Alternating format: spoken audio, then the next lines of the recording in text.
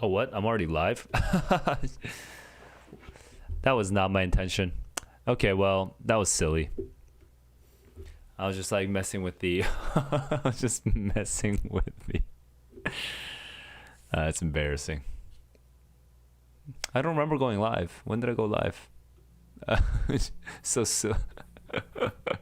All right. Well, I'm still setting up right now, but I will start in just a moment. Just in a jiffy.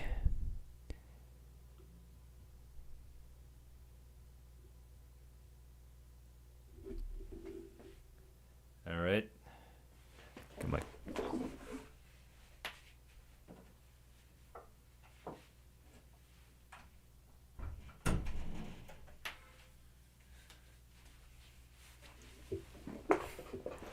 My cats are here hanging out with me.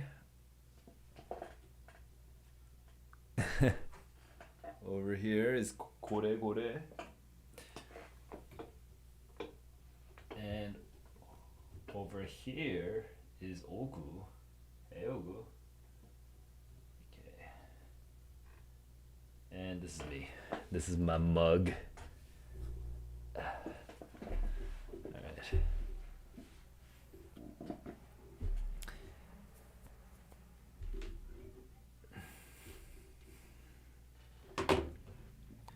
The audio is working. I think the video is all working. So we can get started. Wow, that's a big zoom up. All right. No, I'm not going to do that then. That's too much. Here we go. We'll keep it there. Now we're actually starting. All right. Today I'm not sure if excited is the right word. It's more like intrigued. I'm intrigued, and I'm coming into this not very long essay,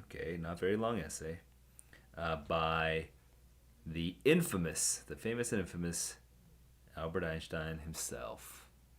Now, the reason I'm not excited is because I actually don't know that much about Albert Einstein, besides the theory of relativity and, being a Jewish refugee from Germany during Nazi Germany, or maybe leading up or during Nazi Germany, yeah. And the fact that he's kind of the guy that everyone quotes wrong, because everyone always uses Albert Einstein as some sort of source of a quote. So there is that aspect of him that's kind of famous, but like,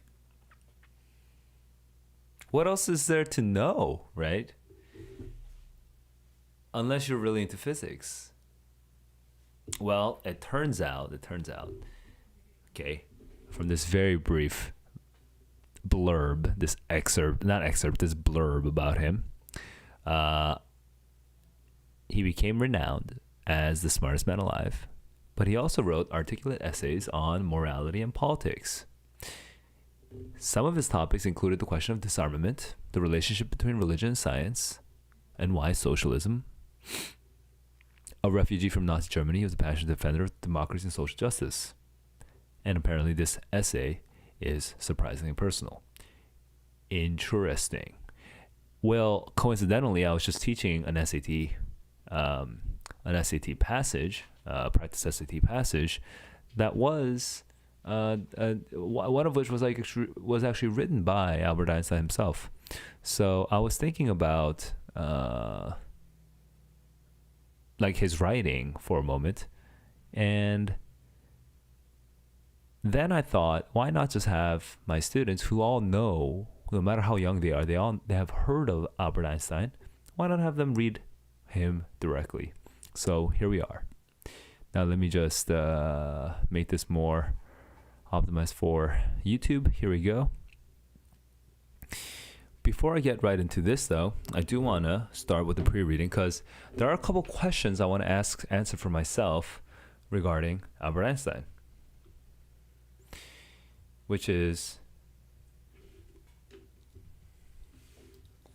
and we can get started right now. what was his background? What was his background? What do you know about him? So I know very little about him as a person. So I just want to know, maybe what he, besides the theory of relativity, like what else was he like up to? Nazi Germany. How did that go for him? What was his decision? What was his decisions around like coming to the States, and how did his science change before and after, and stuff like that. So I want to get into that real quick. Born in 1879.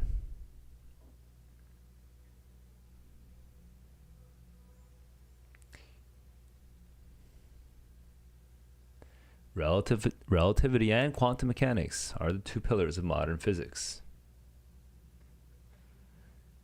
It has also had an influence on the philosophy of science, which is kind of interesting. The photoelectric effect, which is the emission of electrons when electron radiation its material. I'm not totally sure what that is, but apparently that was a pivotal step in the development of quantum theory. So the word Einstein became a synonym with genius. The 1905 was the year described as his annus mirabilis, the miracle year, when he published 4 groundbreaking papers. Now, there are poets who have these sorts of moments of extreme productivity. How old were they? Oftentimes in their 20s. For him, it was closer to 40, actually. Closer to 40. Wait, 30? Oh, no, closer to 20. No, it was in his 20s. 26. He was 26. I'm doing the math correct, right? Yes, he was 26. He was 25 or 26 when he published 4 groundbreaking papers. It's always interesting. When are people most creative?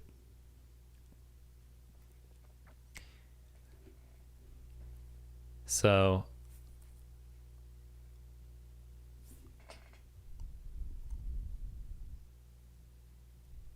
the laws of classical mechanics can no longer be reconciled with the laws of the electromagnetic field, which led him to develop his special theory, relativity. That must have been such a what a rupture, man. What a rupture in thought. What a crazy thing to land on, honestly. It's like there's some inconsistencies here. I wanna develop these inconsistencies, and then he comes up with the first theory, the special theory, and then the general theory when he applies it to gravitational fields.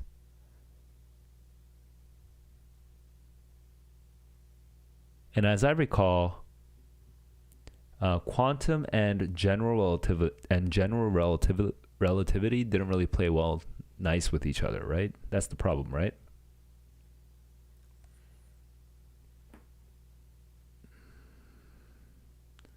Interesting. He opposed the evolution of quantum mechanics, saying that nature does not play dice. So he was against it almost philosophically, I think.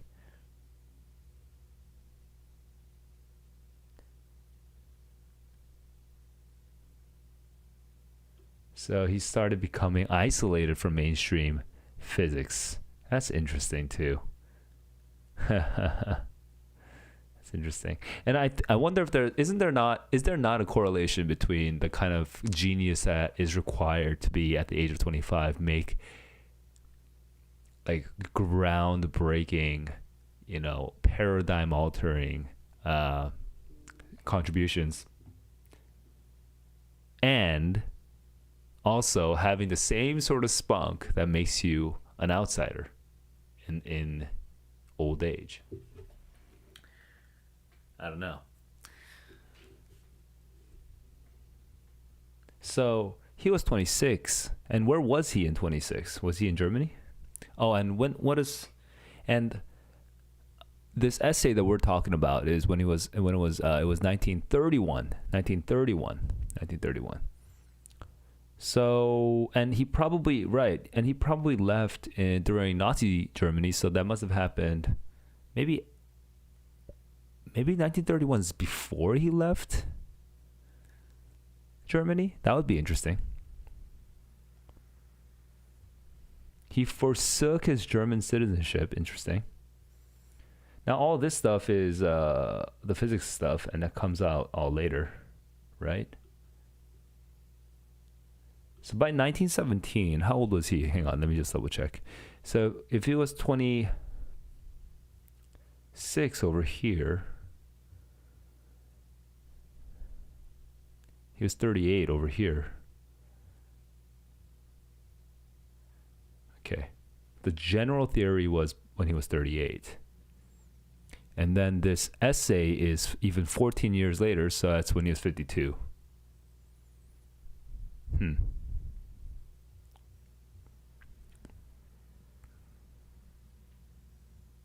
Okay. And this, I see. The World as I See It, this essay was written 2 years before Adolf Hitler came to power. He became a German citizen again in 17. And then 14 years later. And 1917, I think, was the same year that he did the general theory, right? Yes. So, supremely famous at this point. And then 14 years later. So he's in his late 30s here. And then as he's approaching, as he's just over 50, he was visiting the United States, and he settled. On the eve of World War II, he endorsed a letter to FDR. He endorsed a letter alerting him to the potential German nuclear weapons program, and he recommended that the U.S. begin similar research, supported the Allies, but denounced the idea of nuclear weapons.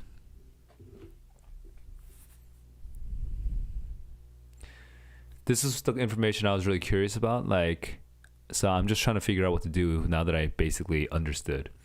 This essay was written before Hitler came to power. However, it was only written 2 years before he came to power. So Hitler, the stirrings of Nazism must have been there at this time. So maybe 1931, The World as I See It, right? Just to show you what I'm talking about here, 1931, The World as I See It. Maybe this is almost a response, a preemptive response to the kinds of things that he is seeing, the things that are threatening democracy. Okay, that'd be interesting. So for me to learn a little bit more about that, I would have to look into the rise of Hitler. And I actually don't know a lot about this either. So let's go in.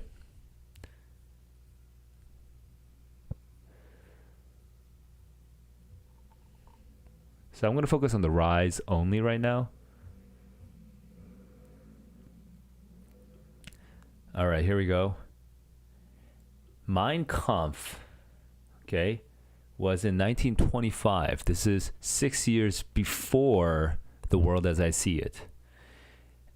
After his early release in 1924, he gained popular support by attacking the Treaty of Versailles and promoting pan-Germanism, anti-Semitism, anti-communism with charismatic oratory and Nazi propaganda.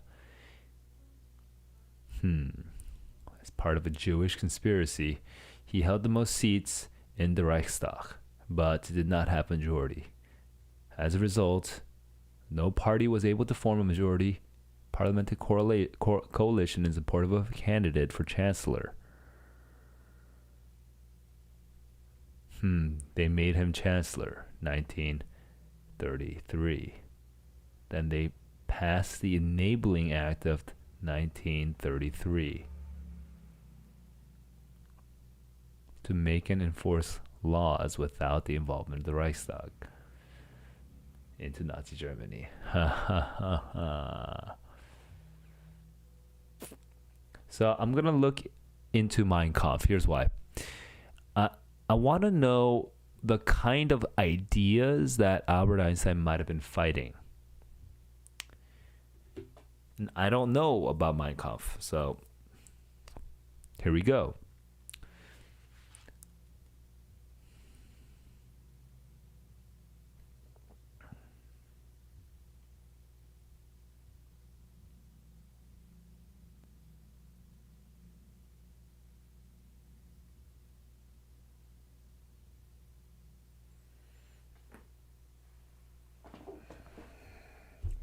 A bestseller in Germany following the rise to power. Interesting. I wonder. Okay. After his death, they refused to print it. Following the expiration, it was republished. Okay, let's go into the content, because this is just random, historical facts. Just knowing the it's actually kind of a memoir, or that makes sense. My struggle. Wait, is there a subtitle? 4.5 years of struggle against lies, stupidity, and cowardice. That's rather on the nose. And man, all right, let's go in. The Jewish Peril, a Jewish conspiracy to gain world leadership. His years in Vienna. I actually don't know a lot about Vienna. He speaks of not having met a Jew until he arrived in Vienna. At first, he was liberal and tolerant. He dismissed it unworthy, but then he became anti-Semitic. Communism and Judaism. Wow. Maybe I should read this. If I want to understand anti-Semitism better, maybe I should read this.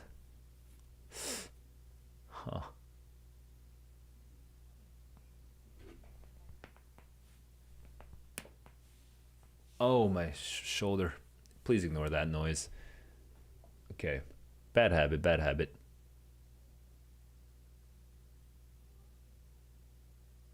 The parliamentary system. So he's against the parliamentary system. He believed that Marxist social democrats in parliament were all working for Jewish interests. And that's how propaganda begins. Oh, man.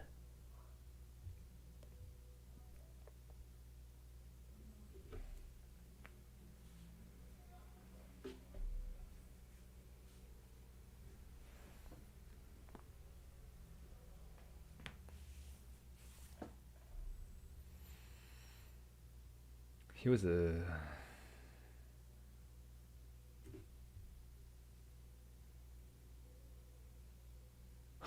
he was embarrassed by the book. Interesting.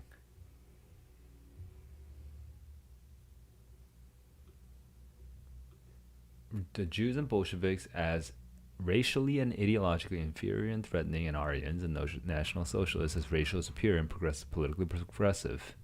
You know what? This would be interesting to read, because I want to know the sort of the type of logic that people use to incite the feeling of superiority to politically amass power. And I think it is. I think it would be I think if you want to have a good understanding, or if you want to develop a sharper understanding of society, you probably should read something like this. So I'm kind of curious about this. But it's weird because this Wikipedia article doesn't really say much about the content. It just keeps kind of skirting around it. So I'm gonna ignore it for the. I'm gonna just move on from Mein Kampf because I want to come back to Albert Einstein. So let me focus more on dear old Al. All right, so here I am. And so, is my curiosity satisfied now? Let me see. I was curious what was the exact context in which this essay was written, and I've more or less got it. I want more details, but I more or less got it. Now I want to know how people respond to it. Okay, how people have responded to this essay. Now, maybe I could just jump into the introduction of this book. So I'll go to Albert Einstein. I'll just do a quick search for Albert Einstein and see if we mention Albert Einstein in the introduction. Okay, here we go. More, I have sought out essays from every walk of life, not just literary, in science.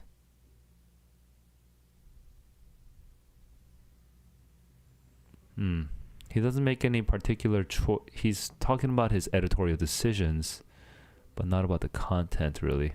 Okay, so I'll skip that. Oh, sorry, I meant to show you this. I was looking at this. This is what I was looking at. Ignore it, though, because there was nothing I found that was interesting over there, so I'm going to move over.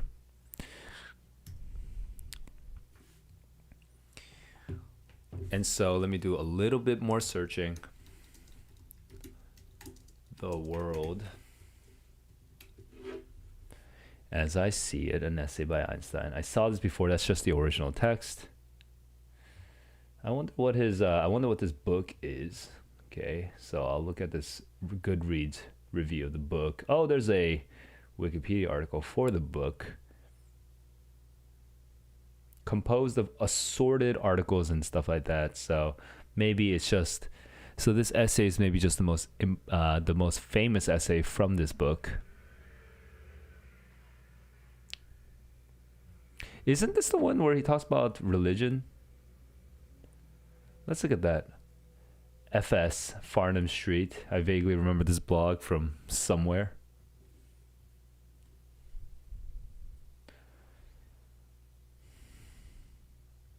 Speaks to our creative child, our search for wonder and our curiosity.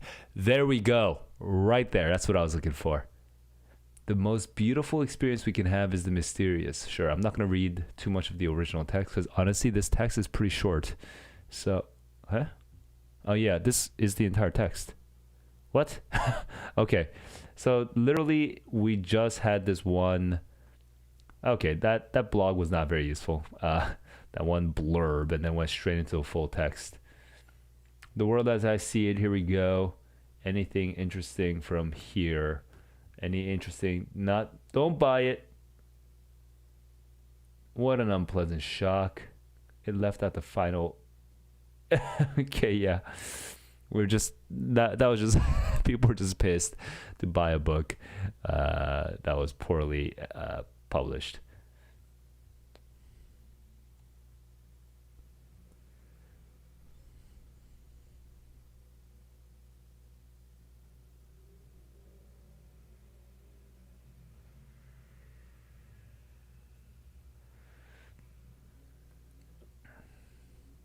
He cannot be translated into the common tongue. Such an interesting little bit, but okay. This is just a little hagiograph. Like it's just a little. It's fluffy. It's fluffy.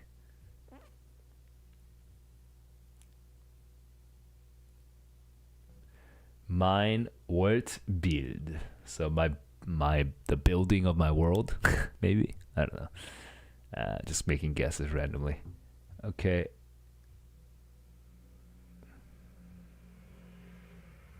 What is this random story? Holy crap. Oh my god. Isn't this one of those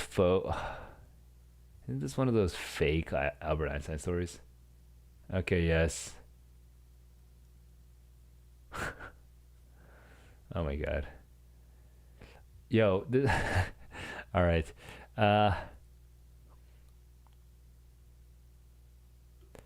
He's also good. I appreciated his conception of religion and its relationship to science. Awe and wonder.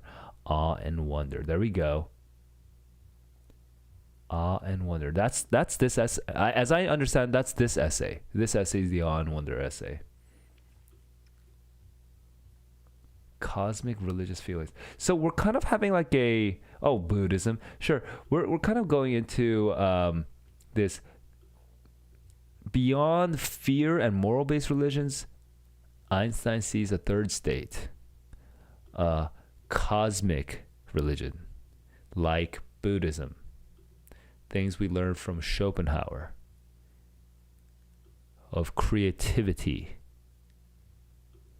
Maybe this essay is not going to be directly about Nazism. That'd be interesting too. So I have some questions, but I've actually gotten a lot more excited about this particular text just by learning more about Albert Einstein, learning more about his situation, learning more about his own thoughts, the preview version of his thoughts. And now I do just want to read. I just want to read it. So let's go into the text. Here we go. The world as I see it. And by the way, I kind of know that this one is the one about wonder, right? So how much do we develop our ideas about religion? Like, what is this criticism of like the fear or morality based religions or whatever, right? As that reviewer has said. What is the meaning of a sort of awe and wonder based religion, if there is such, and how does that connect to science, and how does that connect even to democracy and the political environment around him, and how does that connect to creativity and the capacity of the individual and all of that. And here we have Olivia. What's up, Olivia? I'm actually just about to start reading. Let's get into it. By the way, those are just the questions that are on my mind. And here I'm going.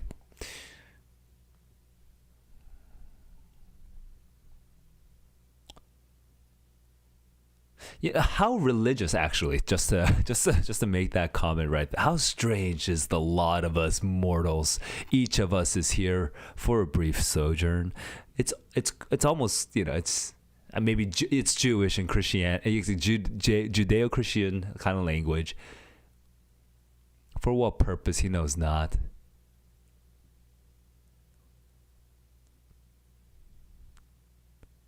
Oh, he's appealing to common sense. Without deeper reflection, you already know. Your happiness is dependent on those people. And we have sympathy, and we are connected to these people. Huh.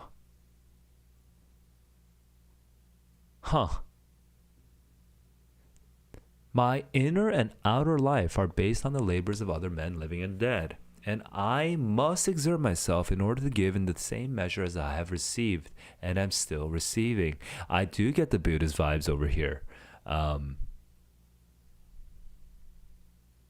This, not quite thankfulness, it's not thankfulness, but it's just this ongoing sort of ecology of laboring and giving and receiving, this sort of... I can't think of a good metaphor right now for it, but yeah.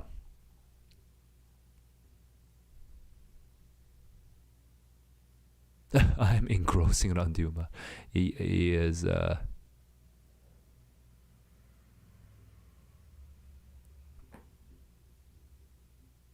simple and unassuming life is good for everybody.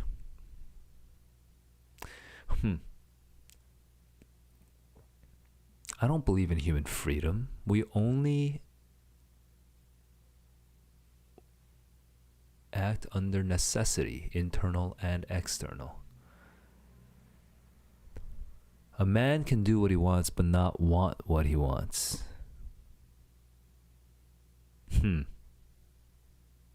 Your wants are independent of you. That's also interesting. That kind of has been real inspiration.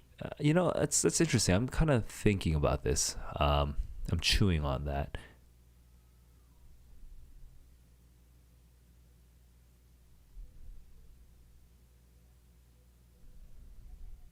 gives humor its due.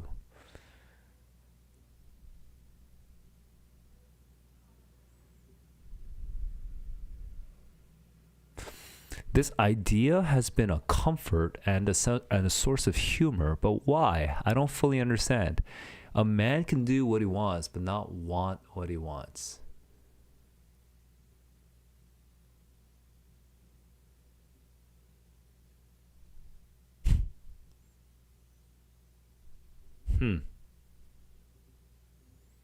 For some reason, it feels true, but I don't know how it feels. I don't know how. So it just stays with me, but I don't fully process. I'm going to move on.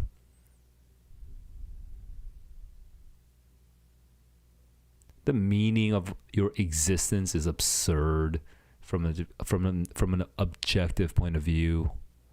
Yet we have ideals that direct us. Ease and happiness is not what we are living for. That is the ideal of a pigsty. Have been kindness, beauty, and truth, not ease and happiness. And I agree, Albert Einstein. I'm surrounded by people who just want ease and happiness. But where's kindness, beauty, and truth? Kindness is an interesting one, because beauty and truth I hear a lot more frequently, but kindness is an interesting one. But kindness and kinship, I actually never thought about the etymological potential similarity there. Is it similar? I don't know. We are of the same kind. We are kin. Maybe. Hey Ted, what's up? It's good to see you guys in my stream. All right. Etymologically, are kind and kin the same? I'm not sure, but I'm just going to move on with that.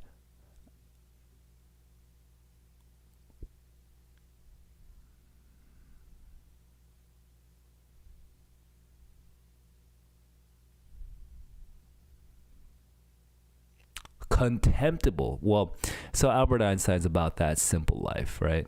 But then this kindness, beauty, and truth. Contemptible. I wonder why you have to go that far, though. Sure, let's go. My passionate sense of social justice. But you know what? Hang on, let me go back to this.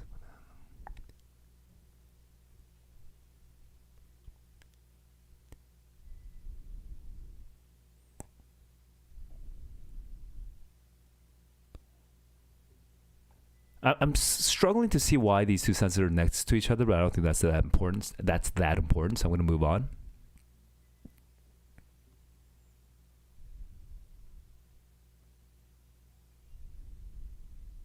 I'm a lone traveler.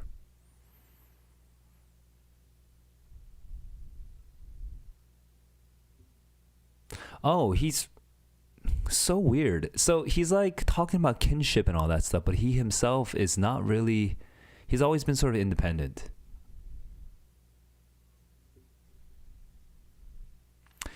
He never belonged to his own country, Germany, his home, his friends, or even his family with his whole heart. What, the Swiss background and all that stuff that I just read that I forgot. Yet, I have never lost a sense of distance and a need for solitude. We cannot fully understand. We cannot fully be consonant with other people.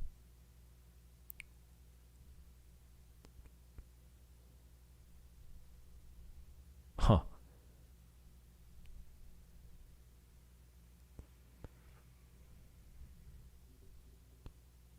Hang on, what? How are we going to go straight to democracy from here? No doubt, such a person loses some of his innocence and unconcern. On the other hand, he is independent. This is. I see why the blurb up front said that this is a really personal look at Albert Einstein. Albert Einstein's sort of admitting that he's a loner, and he's talking about how he loses some of his innocence and unconcern. On the other hand, which I don't fully understand, innocence and unconcern. but he is independent, and he avoids the temptation to build his inner equilibrium upon such insecure foundations, such as luxury and outward success and possessions. So he's like a bit of an ascetic, you know. He's not like John the Baptist all the way ascetic, but he's a bit of a, you know, he's on the outskirts of like the societal mainstream.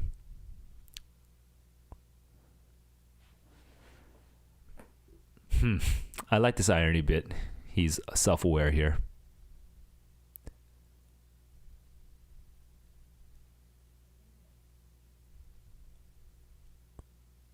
I'm quite aware that, okay. But it should not be coerced.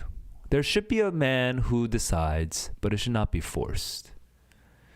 So we do suddenly shift into this democracy, which does refer back to his situation with Hitler. And Hitler's on the rise right now. And I'm just thinking about this because he was just talking about social justice and about, you know, external trappings of success and human freedom. And it's honestly, to me, it's a little overwhelming. It's overwhelming how fast he's changing these topics, and he doesn't really try that hard to connect them. But, you know, I guess we're rolling with the punches, so I'm just gonna go with it. I don't know where it's gonna go though. Where are we going? It is an irony feat that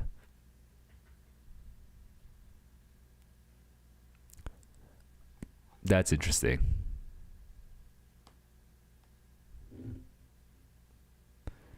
Tyrants of genius? That's actually kind of an interesting. Okay, that's interesting. The tyrants might be geniuses actually, but what you have is you just get the idiots afterwards. Okay.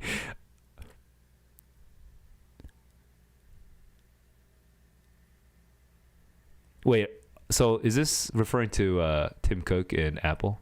Just kidding. It might be too controversial. Hang on. All right.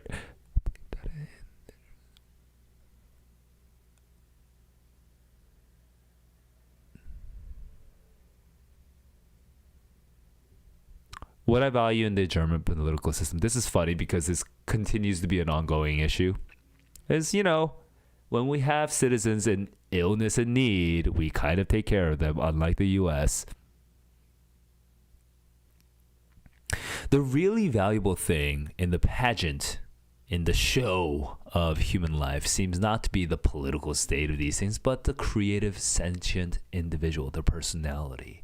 This is a sort of philosophical individualism. It alone creates the noble and the sublime, while the herd as such remains dull in thought and dull in feeling. This topic brings me to that worst outcrop of herd life, the military system, which I abhor. So I am getting the passion from...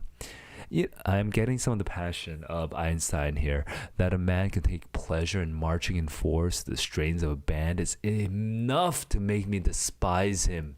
That you are herd. You are sheep. He has only been given his big brain by mistake.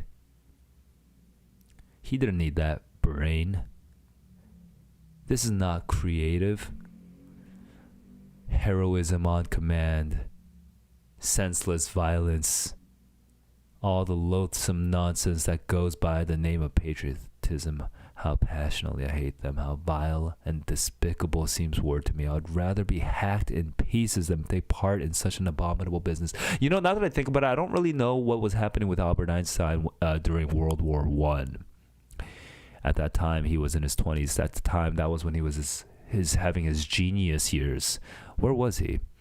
My opinion of the human race is high enough that I believe this buggy would have disappeared long ago had the sound sense of the people not been systematically corrupted by commercial and political interests. Interesting. Lots of disillusionment about the society as it is. Lots of disillusionment there. But the disillusionment is counterbalanced with this desire, this powerful desire for the sublime, the noble, the mysterious. True art, true science is mystery. Whoever does not know it can no longer wonder, no longer marvel, is as good as dead. His eyes are dimmed. He's almost religious. He's almost a mystic at this point.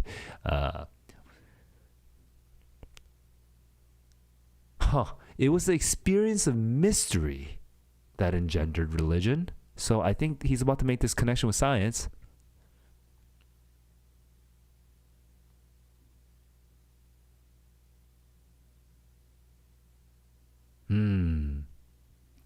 I think I've seen this before. I've seen this quotation before.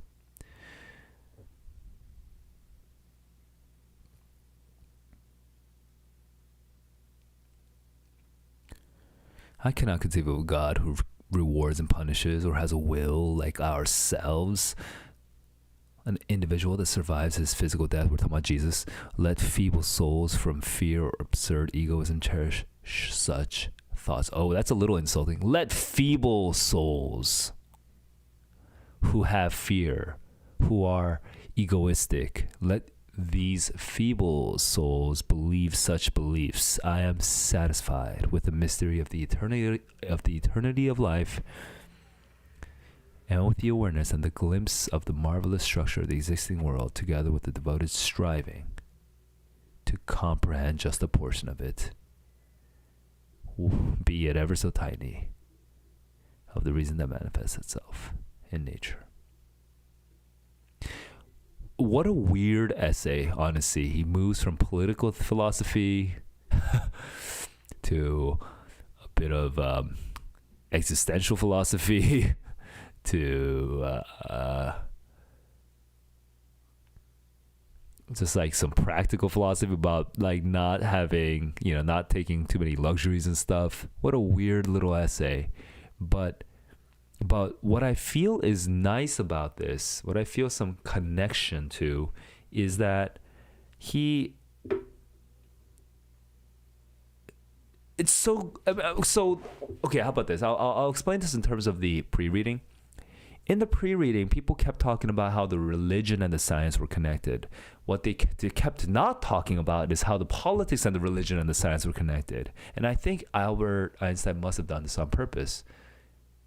He was talking about politics and religion and science together. And there is a certain sort of unity there that I think is unusual. I've just not ever read an essay like this.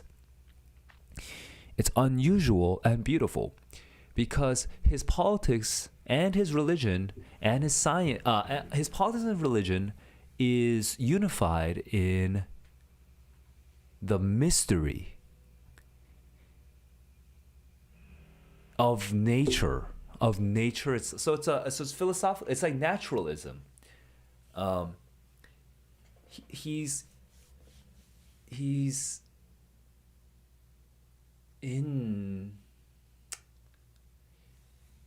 in awe of nature,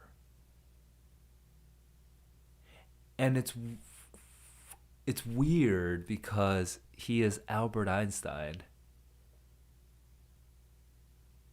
and he's saying something almost trite, something sort of boring. But the fact that he combines the politics and religion into it is what's kind of interesting.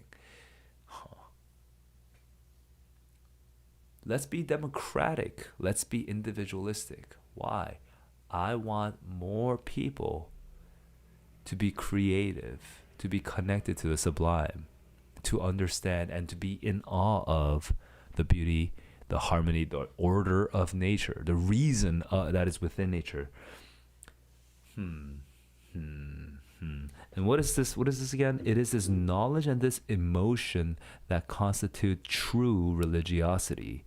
In this sense, and only in this sense, am I a deeply religious man.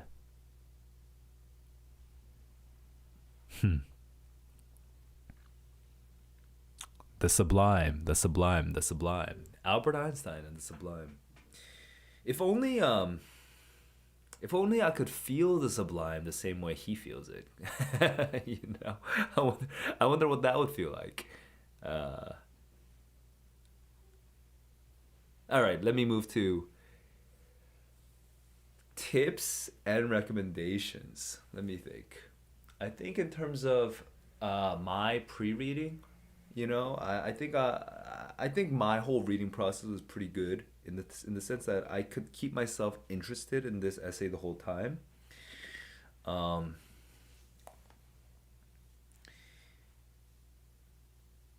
and I think being aware of the political situation does help with Albert Einstein.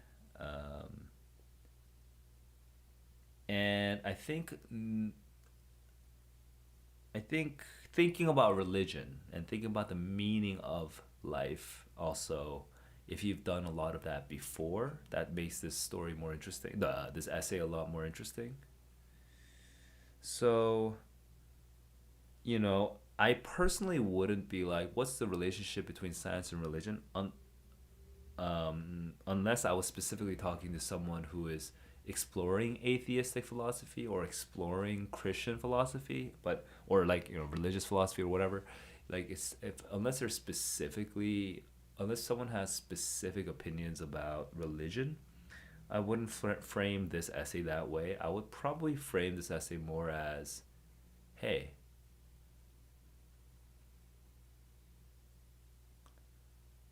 listen to Albert Einstein talk about what really matters in this world while worrying about Nazi Germany on the rise.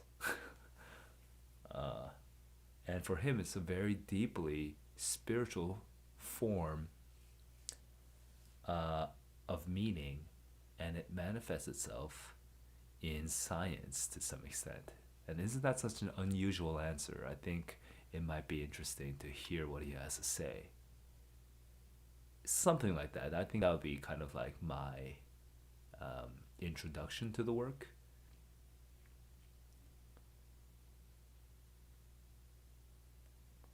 But has this profoundly changed me? Am I personally really moved by it? No, but I do have this one feeling of longing that was generated, okay? Which is, that sense of wonder. I miss it. I want it. I want that sense of wonder. And I think I don't know what I can do right now to get that sense of wonder because I'm sleep deprived and I have obligations and I'm supposed to be very busy tomorrow. But I want to remind myself of this sense of wonder. And I actually think I would want to reread this essay because this essay gives me that feeling of wanting that sense of wonder. Isn't this a little bit ironic because Einstein loves that Schopenhauer quote, "You can't want what you want." Well, I want the want of the sublime. Does that make sense? And I'm going to re-want the want of the sublime by rereading this in the future. So I think I probably would reread this at some point. I would like to stay in touch with the mystery, the reason that is manifested in nature. All right, that's all from me today, guys. I guess I will see you in the next one. I have no idea what the next text will be. I'm just sort of winging it and making things up as I go. If you have ideas on texts that we could read together, let me know. If you want to keep following, if you want to keep getting content like this highly crude and unpolished content that's focused on literature and nonfiction literature as well, hit that subscribe button, leave a comment, let me know what you're here for. I'll see you guys in the next one. Peace.